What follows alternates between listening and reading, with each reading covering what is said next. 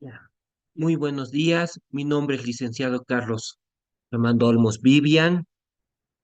Muy bien, vamos a dar 5 minutitos más, porfa, para que puedan ir ingresando, de igual manera para que puedan ir anotando sus nombres en el chat.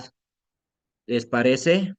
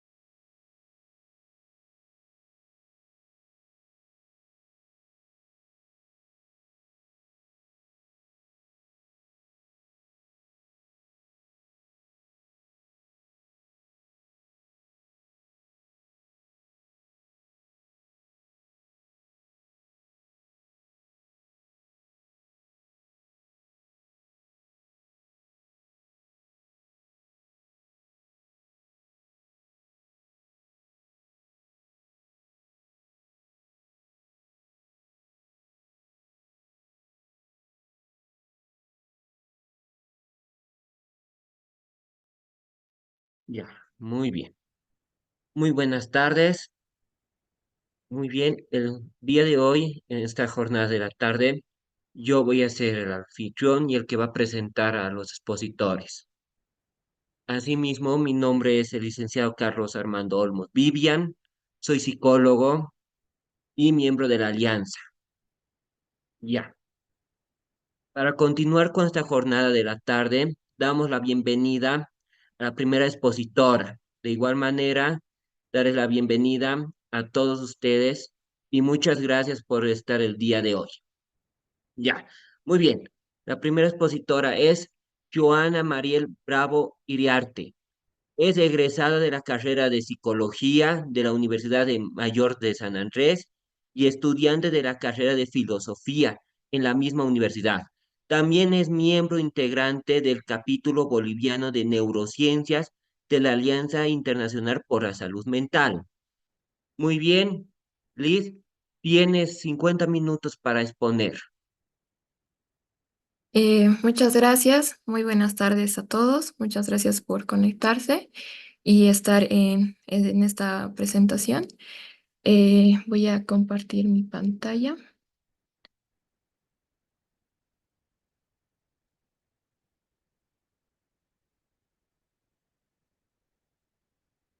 Muy bien. Eh,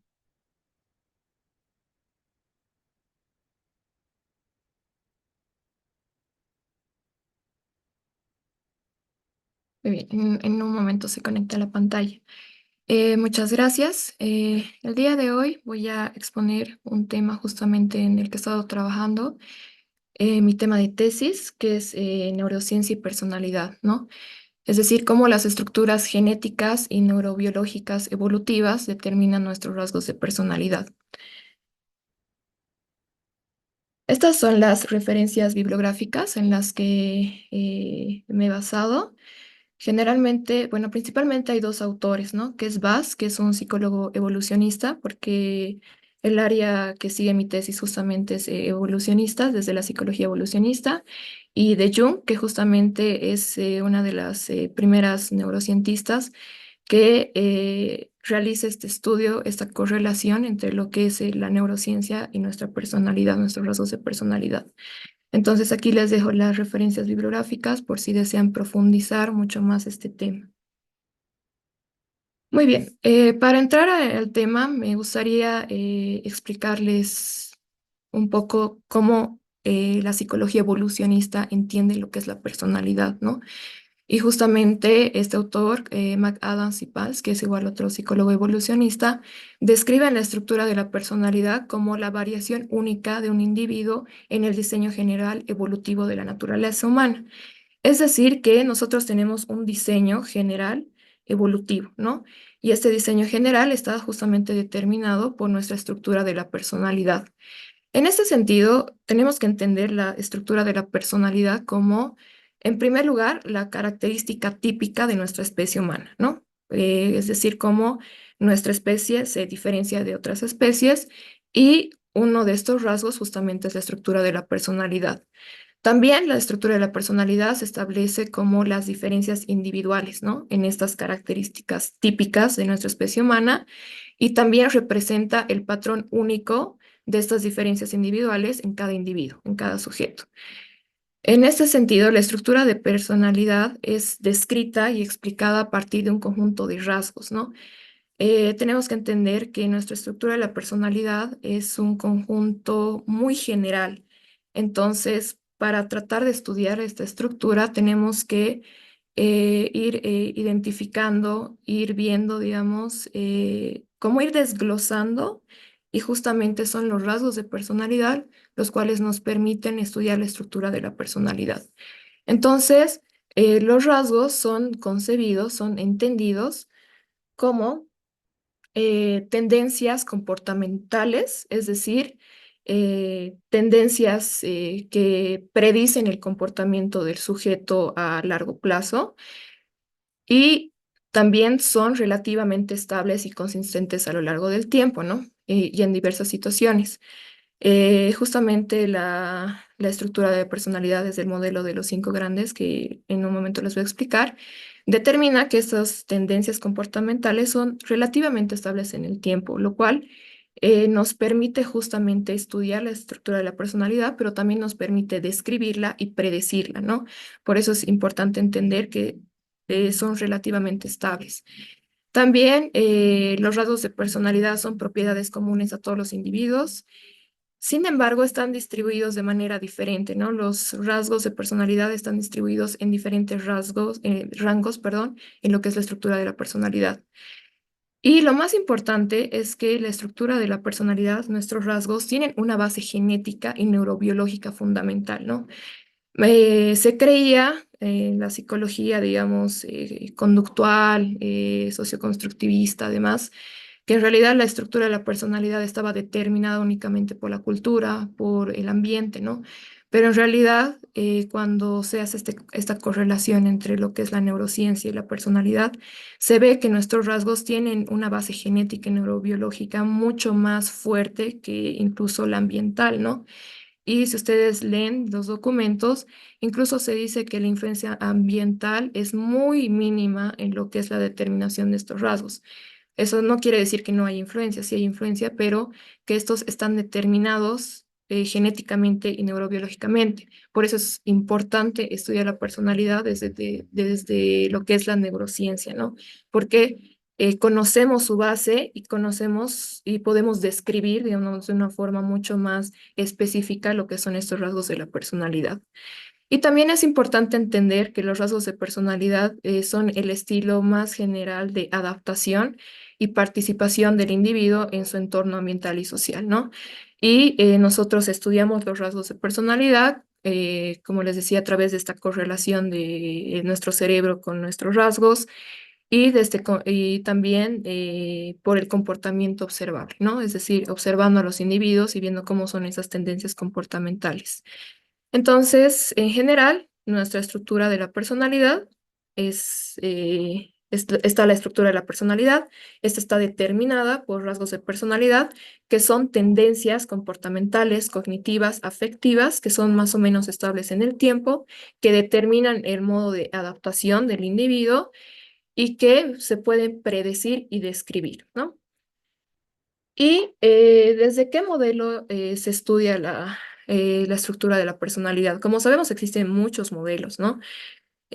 Cada corriente de psicología como que ha creado un modelo de estudio para entender la personalidad, pero el modelo de los cinco grandes factores de la personalidad o de Big Five, que es su nombre en inglés, es el modelo que justamente nos permite entender la personalidad, pero desde un sentido muy científico, ¿no? Es decir, este modelo lamentablemente no es conocido. Aquí en Bolivia no lo estudiamos en clases. Ha sido algo que mi tutor de tesis me ha hecho conocer.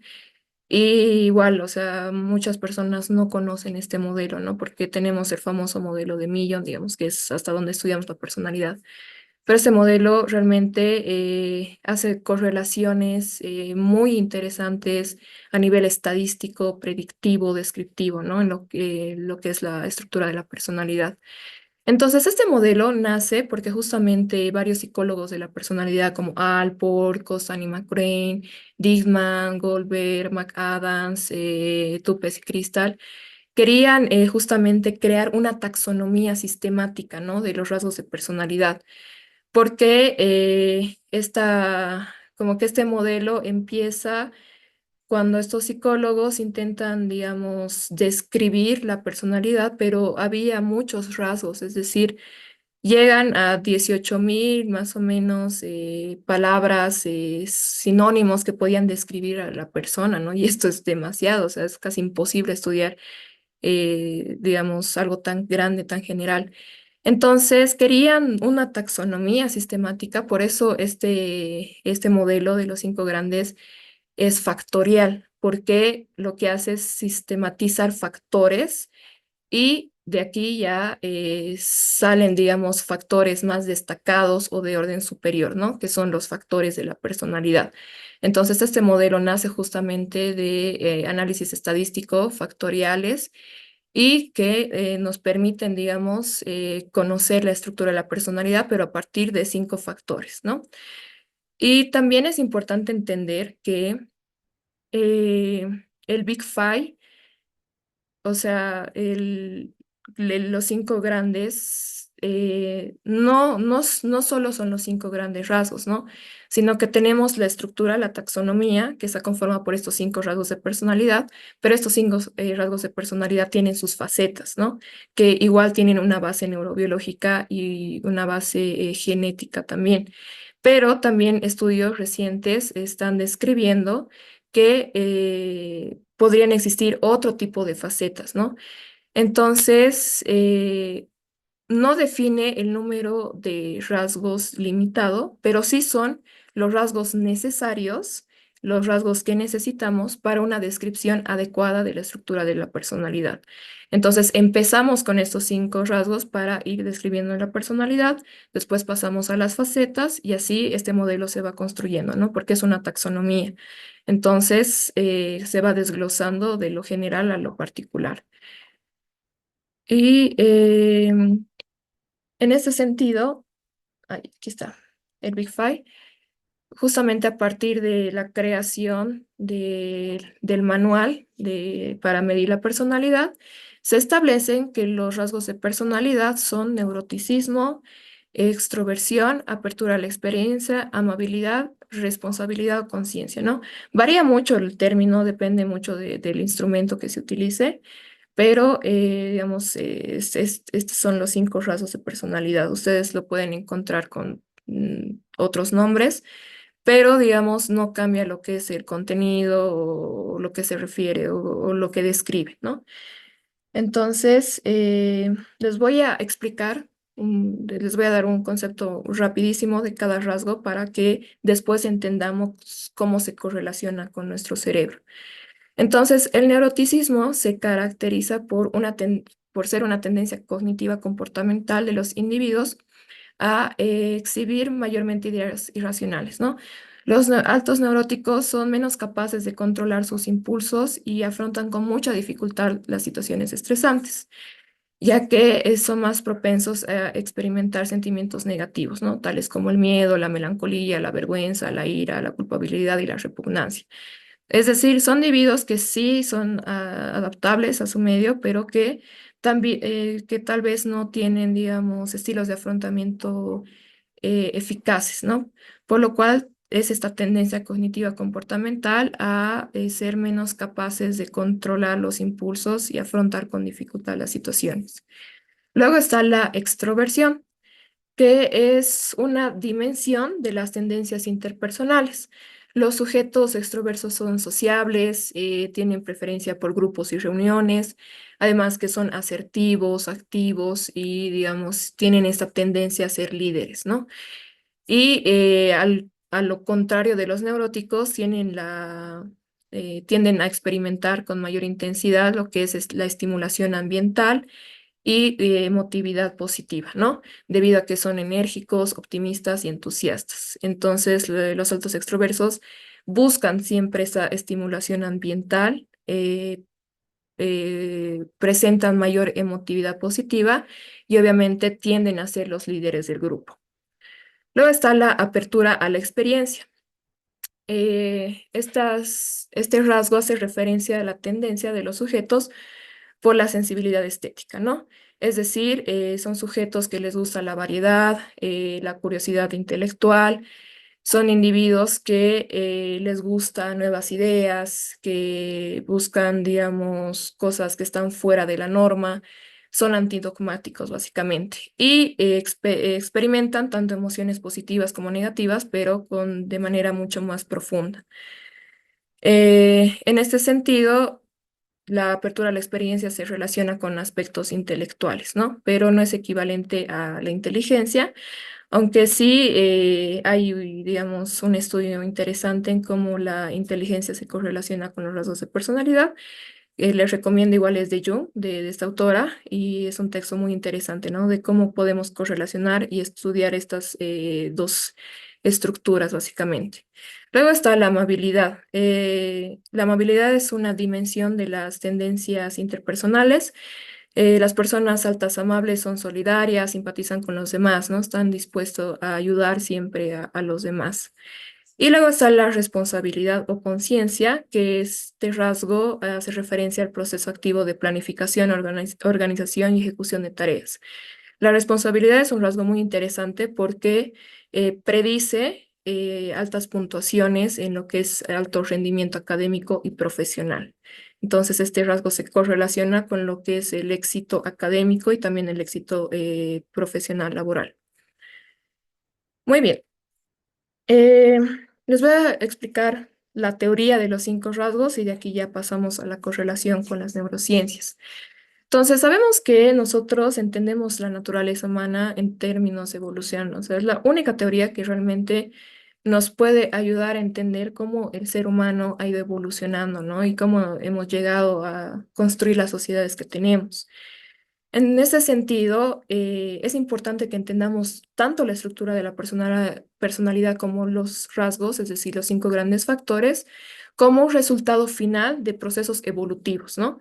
Mediante los cuales los organismos se han modificado en estructura y constitución, se han adaptado a su entorno, debido a que los rasgos de personalidad son las dimensiones más destacadas e importantes del individuo en cuanto a las necesidades de supervivencia y reproducción. En segundo lugar, los rasgos de personalidad son compatibles con el entorno humano habitual, ¿no? Por eso les decía que un alto neurótico como un alto extroverso puede sobrevivir en este ambiente, porque estos rasgos, al ser producto de la evolución, permiten que los individuos se adapten a su medio. Y justamente los rasgos de personalidad representan las dimensiones biológicas y psicológicas más importantes dentro del paisaje social adaptativo, ¿no? Porque responden a categorías sociales, exigencias sociales. Entonces, son rasgos que han ido evolucionando para que el ser humano sea mucho más adaptable a su medio cultural, social, ambiental. En este sentido, es importante que definamos los 5 grandes factores como entidades genotípicas, neurobiológicas y endógenas, ¿no? Que están vinculados a procesos biológicos que han sido moldeados por la evolución y la selección natural. En este sentido, es importante entender que los rasgos de personalidad tienen, como les decía, una base genética y estructuras neurobiológicas. Y es así que determinando esto, podemos justamente comprenderlos y estudiarlos, ¿no? Y aquí ya justamente entra lo que son los estudios de neurobiología, ¿no?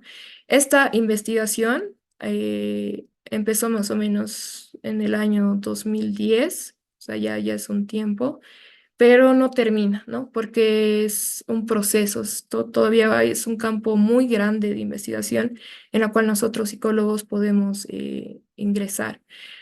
Entonces, los estudios de neurobiología, ¿no? Todo este campo ha empezado a documentar vínculos muy significativos entre los rasgos de personalidad y distintas áreas cerebrales. Entonces, lo que les voy a proponer son, digamos, el comienzo de estos estudios, ¿no? Puede asociarse con otro tipo de áreas. Como les decía, en realidad el estudio ha empezado estudiando, valga la redundancia, rasgos de personalidad que era extroversión y neuroticismo, ¿no? Todavía no hay muchos estudios en la correlación con la apertura de la experiencia, la responsabilidad, la amabilidad. Entonces tenemos un campo muy grande que tenemos que seguir estudiando, ¿no? Esas correlaciones significativas entre nuestro cerebro y nuestros rasgos de personalidad. Entonces, voy a empezar con el rasgo de extroversión. Los investigadores han encontrado vínculo significativo de la extroversión con el sistema de enfoque conductual, que en sus siglas en inglés es BAS, que justamente es un sistema conceptualizado como regulador del comportamiento de enfoque positivo, ¿no? Es decir, es un sistema que permite al sujeto lo que es la búsqueda de recompensa e incentivos y afecto positivo. Entonces, en este sistema, en VAS, están implicadas lo que son las vías dopaminérgicas y la activación de la corteza frontal izquierda. Asimismo, otros estudios de resonancia magnética funcional demuestran que la extroversión se asocia positivamente con la actividad cerebral en reposo o en respuesta a estímulos positivos o gratificantes de nuestra corteza orbitofrontal medial, ¿no? Región que participa justamente en la codificación de los valores de la recompensa hacia los estímulos ambientales. También se encuentra el núcleo accumbens, la amígdala y el cuerpo estriado. Entonces vemos que tiene este enfoque, se correlaciona con distintas áreas que participan justamente en el enfoque positivo, la emotividad positiva y más que todo en la búsqueda de recompensa e incentivos del individuo en su ambiente, tanto social como mental, ¿no? Luego tenemos el neuroticismo. El neuroticismo se asocia con lo que es el sistema de inhibición conductual, que en sus siglas se conoce como BIS. Justamente este sistema es regulador de la conducta de evitación y afectividad negativa, o sea, totalmente lo contrario a lo que es el VAS, ¿no? El BIS, en cambio, regula lo que es la conducta de evitación, guía, digamos, al individuo a lo que es la afectividad negativa.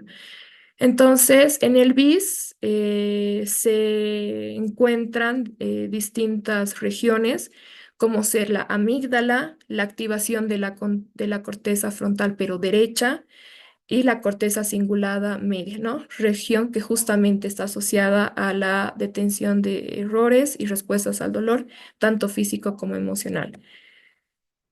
Asimismo, estudios de neuroimagen de resonancia magnética han demostrado que el neuroticismo está asociado con la actividad cerebral en reposo o en respuesta a estímulos aversivos o novedosos que se procesan en lo que es nuestra amígdala, nuestra ínsula y el cíngulo anterior.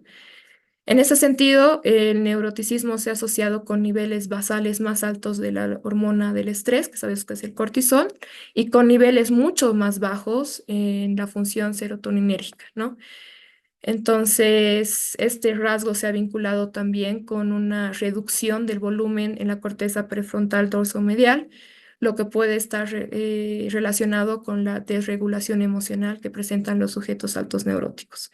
Entonces, igual en neuroticismo, este sistema es demasiado complejo porque se correlaciona con distintas áreas y también se correlaciona con distintos sistemas químicos, ¿no? Biológicos de nuestro cerebro. Luego está la amabilidad. Eh, Igual, de estudios de resonancia magnética encontraron que la amabilidad se vincula con el volumen de las regiones del cerebro que están asociadas a lo que es el procesamiento de información social, ¿no? ¿Y cuáles son estas áreas? Son el surco temporal superior izquierdo, la corteza cingulada posterior. El primero, el surco temporal superior izquierdo, participa en la interpretación de acciones e intenciones de otros individuos, ¿no?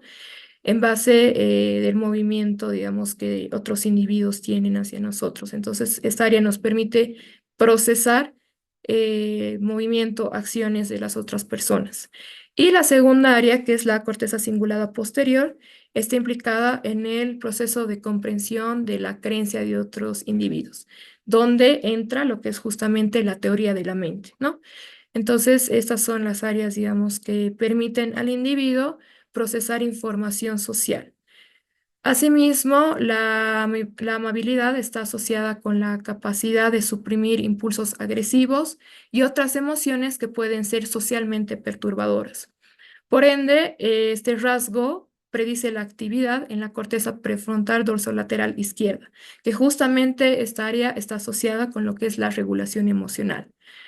Igual varios estudios de resonancia magnética han utilizado medidas de empatía, ¿no? Para asociar el rasgo de la amabilidad y justamente al correlacionar con la empatía se ha asociado positivamente con la actividad en la corteza prefrontal medial, el surco temporal superior y el sistema de neuronas espejo, que sabemos que se encuentran en la corteza frontal y parietal y se activan igualmente cuando observamos los movimientos, las acciones de otros individuos.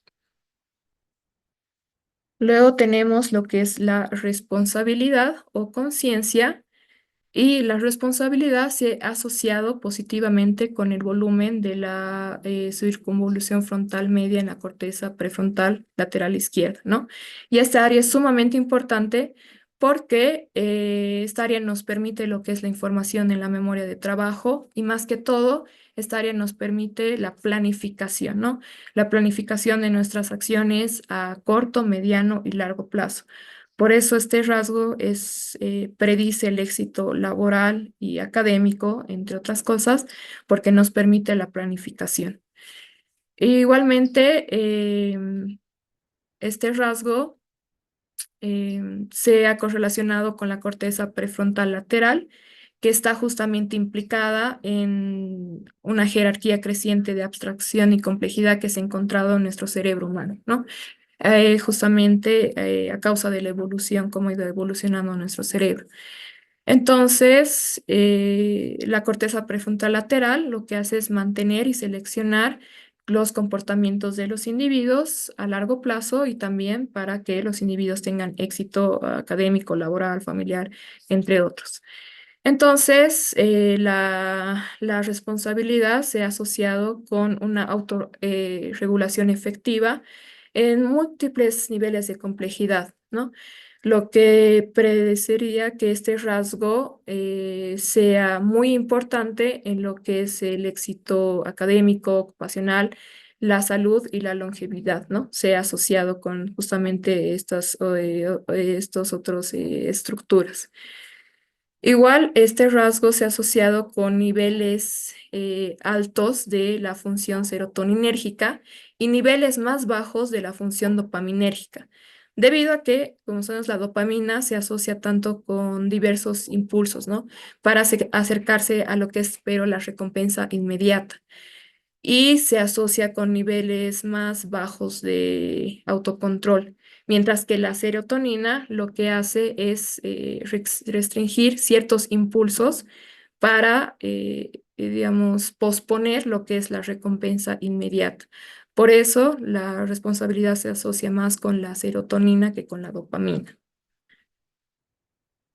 Y finalmente tenemos la apertura a la experiencia, ¿no? Este es un rasgo que realmente no ha sido investigado a profundidad, pero sí se tiene cierto, digamos, conocimiento de su correlación con nuestro cerebro. La apertura a la experiencia se asoció con lo que es la corteza parietal, ¿no? La corteza parietal participa en el funcionamiento de la atención y la capacidad de procesar información compleja. Entonces, de acuerdo con esta hipótesis, con esta asociación de la corteza parietal, la apertura a la experiencia, este rasgo se asocia con capacidades cognitivas, digamos, mucho más complejas, como ser la inteligencia, la memoria de trabajo, la planificación, demás. Y es probable que este rasgo esté influenciado por lo que es la dopamina en la corteza prefrontal, ¿no? A comparación de la responsabilidad, que está influenciado por la serotonina, la apertura a la experiencia estaría influenciado por lo que es la dopamina.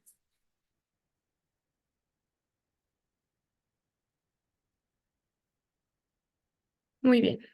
Eh, en este sentido, a modo de conclusión, uy, el uso de métodos neurocientíficos para el estudio de la personalidad tiene un potencial, mm, tiene un gran potencial, ¿no? Porque anteriormente lo que hacían los psicólogos era solamente describir al sujeto, solo describían, digamos, la estructura de la personalidad. Pero, ¿qué es de nuevo? ¿Por qué estudiamos justamente los métodos neurocientíficos? Porque además de ser descriptivos y explicativos, son predictivos.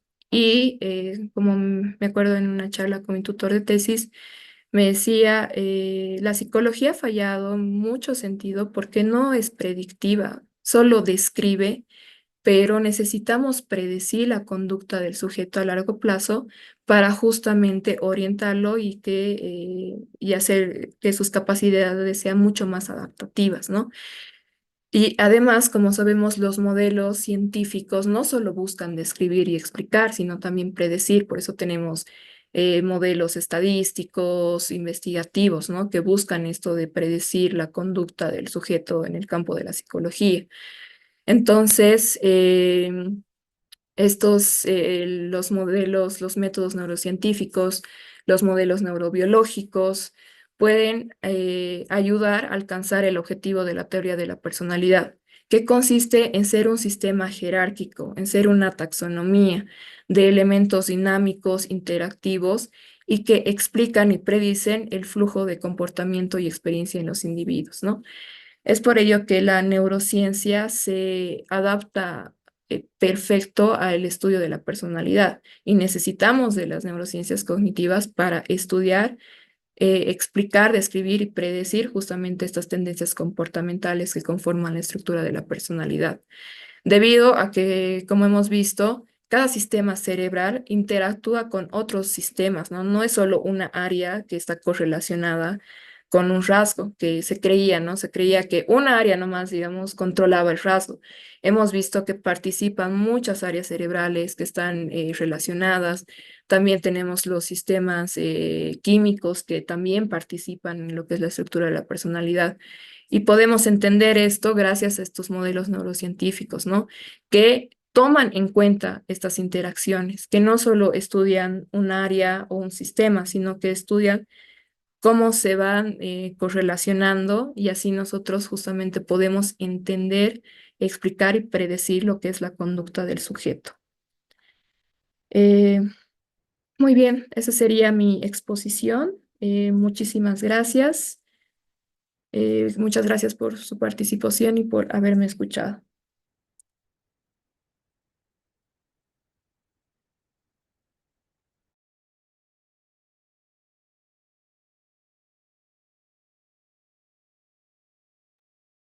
Muy bien, muchísimas gracias por su exponencia. Ahora sí, aún tenemos algunos minutitos. Aún le queda algunos minutos. ¿Hay alguien que quiere realizar alguna pregunta para la expositora? Lo puede hacer mediante el chat, por favor. Aquí está. Ya, aquí hay una pregunta. Ujú. Y de Edgar Daniel Rodríguez. Con la IA predictiva, podemos predecir el comportamiento humano en distintos campos. ¿Cuántas variables se tendrán hasta ahora identificadas con esta teoría? Me imagino que es teoría para poder crear un modelo confiable. Em, bueno, existen muchas variables, ¿no? Pero como les decía, creo que la variable más confiable es entender que los rasgos de personalidad tienen una base genética y una base neurobiológica. Igual hay estudios que están intentando reconocer qué genes participan justamente o pueden predecir, digamos, un determinado rasgo en la estructura de la personalidad, ¿no? Entonces, nuestras variables más confiables son eso, estudiar nuestro cerebro, nuestras áreas cerebrales y cómo éstas se correlacionan con nuestra estructura de la personalidad. Ya, muy bien. Igual. Igual, otra pregunta de José Vargas. ¿Qué modelos predictivos estadísticos estarían utilizados para predecir el comportamiento humano? Eh, Muy bien, están los modelos factoriales, que justamente es un modelo estadístico. Y si ustedes leen un poco más lo que es el modelo de los cinco grandes factores, existen muchos modelos estadísticos, ¿no? El modelo factorial, el Varimax, modelos, digamos, regresión lineal, correlaciones. Entonces, este modelo se ha creado, digamos, por modelos estadísticos. Por eso es un modelo tan fuerte, digamos, en tema de precisión científica, confiabilidad, validez. Entonces, ustedes pueden, digamos, entender a más profundidad este modelo, pero el modelo, digamos, que ha utilizado los cinco grandes es el modelo factorial. Es a partir de este modelo factorial que han ido justamente sacándose los cinco factores, ¿no? Ya, muy bien. Y una última pregunta de Álvaro Kevi. El hecho de una persona se altere y se ponga violenta, ¿a qué se debe? Bueno, puede ser, digamos, que estos rasgos pueden estar dentro del rasgo de neuroticismo. Como les he explicado, son personas, individuos que tienen muchos más problemas a, digamos, procesar, ¿no? Digamos, los estímulos ambientales, sociales. Pero, como les digo, si quieren profundizar, sí es necesario que lean el modelo, que lean cada rasgo y van a ver cómo se va correlacionando y podemos entender lo que es el comportamiento humano. Muy bien. Muchísimas gracias por su exposición, licenciada Joana. Y bueno, realmente es un tema bien interesante en el que podemos tomar en cuenta. Y es realmente en la psicología podemos hacer grandes cosas y podemos predecir el comportamiento de los individuos. Ujú. Y asimismo poder hacer un gran avance en la psicología. Gracias por esa exposición. Muchas gracias. Hasta luego. Hasta luego. Ya, muy bien.